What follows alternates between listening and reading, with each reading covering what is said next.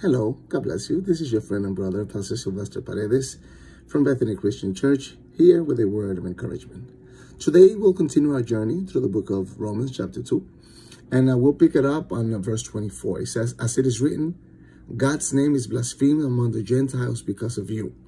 Amen. And we said yesterday that sometimes we give the gospel and Jesus Christ a bad rap because of our conduct and the way we manage things. Amen.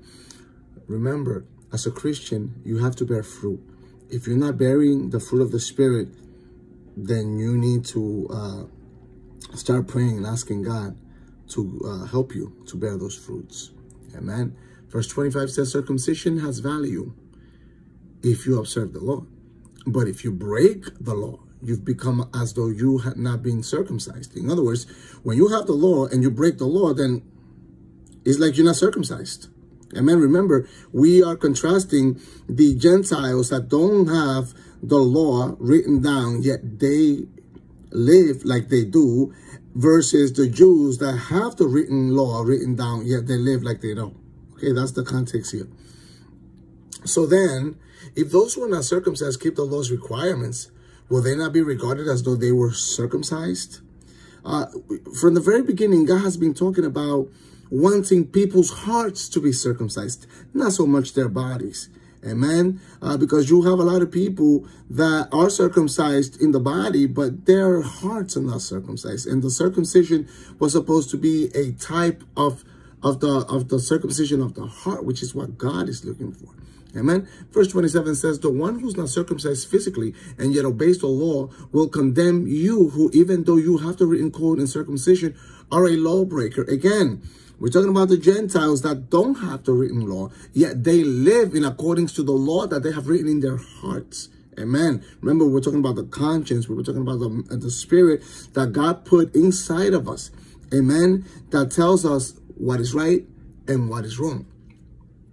Verse 28 says, a person is not a Jew who is one only outwardly, nor is circumcision merely outward and physical.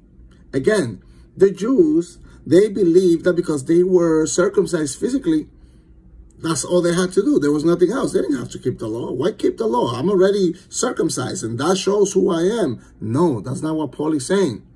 He says, no, a person is a Jew who is one inwardly, and circumcision is circumcision of the heart by the Spirit, not by the written code. Such a person's praise is not from other people, but from God. In other words, those people who act out the law that is written within them, those people please God. And that will be us.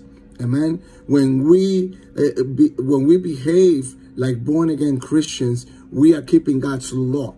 We are showing that our hearts are circumcised. Amen. Let's go into chapter 3, verse 1. It says, what advantage then is there in being a Jew, or what value is there in circumcision? Much in every way.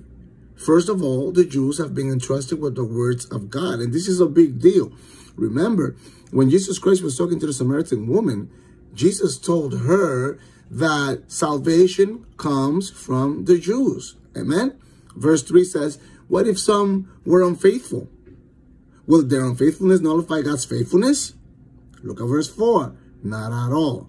Let God be true and every human being a liar, as it is written, so that you may be proved right when you speak and prevail when you judge. Remember, when God brings people to judgment, he's going to judge them in accordance to the truth. And remember that we read on verses 18 and 19 that God's wrath is being revealed from heaven against all type of lawlessness that deny the truth. The truth. So when God takes you to his judgment, he's going to judge you based on what you did with his truth. It's like when you go to court here. When you go to court here, they put you against the written law. In front of God, God's written law is the truth. You break God's truth and you will be judged for breaking the truth. Amen. Here, your friend and brother, Pastor Sylvester Paredes, wishing you a good day. Till next time. Bye-bye.